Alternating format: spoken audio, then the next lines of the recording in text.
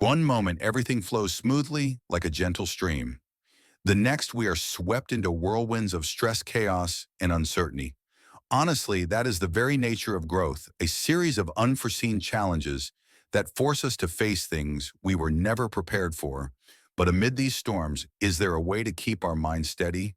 Is there a way to train ourselves, elos, to remain calm, no matter what happens around us? The answer is yes. Calmness is not something distant or exclusive to sages and extraordinary individuals. It is a skill, a habit that can be cultivated daily, and it all begins with mastering our own minds, as Marcus Aurelius once said. You have power over your mind, not outside events. Realize this, and you will find strength. Stoicism teaches us that. Tranquility does not come from controlling the external world, but from mastering our response to it. In this journey, we will explore practical ways to train our minds to maintain composure, even in the most chaotic situations. Because in the end, life is not about dodging unexpected curveballs, but about learning the art of embracing them. One, control your mind, or let it control your mind, or let it control you. Control you. Has your mind ever felt like an enemy? Have you ever felt like your own mind was working against you? Unwanted thoughts invade your head, negative emotions explode beyond your control, and then you act in ways you later regret. This is not uncommon. The human mind is a complex entity, easily swept away by immediate emotions such as anxiety, fear, anger, or disappointment. But the crucial question is, do you control your mind, or does it control you? Imagine you are at a party enjoying a peaceful and comfortable evening.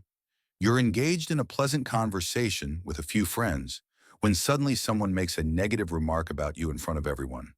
A sharp comment, an unintentional or deliberate criticism. If your mind is untrained, what will happen?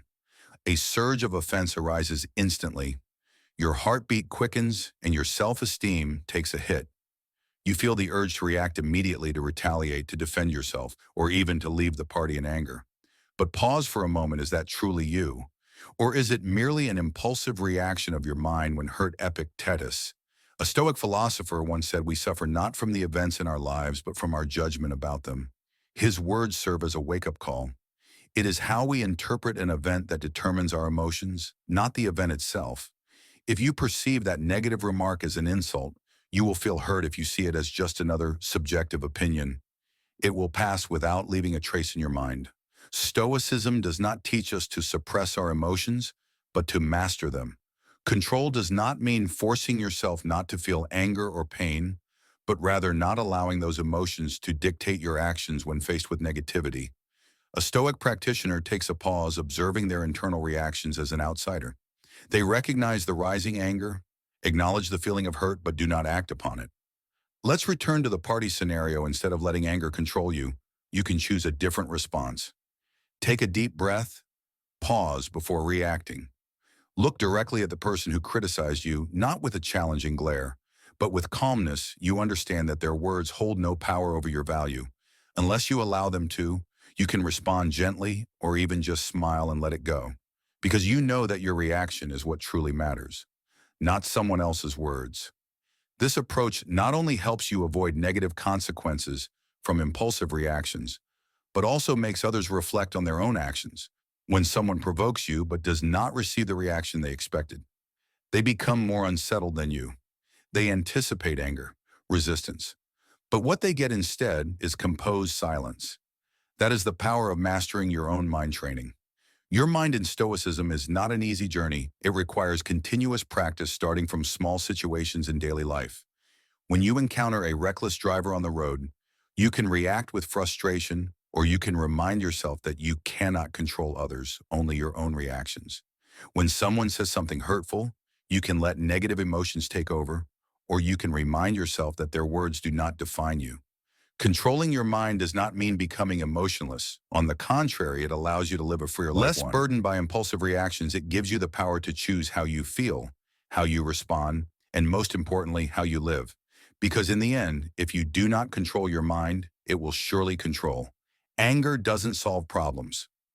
Anger doesn't solve problems. Anger is a natural human reaction, but when we allow it to take control, we lose the ability to think clearly and act wisely in those moments. It may feel like we are reclaiming control by yelling, resisting, or taking our frustration out on others. However, in reality, anger rarely helps us solve problems. It only adds fuel to the fire, making the situation worse. Imagine you are driving on a busy highway. One morning you are maintaining a steady speed when suddenly another car cuts in front of you. Without any warning, your heart races and a surge of anger flares up instantly. A sense of injustice and offense floods your mind. If you don't control it, you might slam on the accelerator to chase the car, honk loudly, or even shout inside your vehicle, though no one can hear you. But take a moment and ask yourself, will this reaction improve the situation?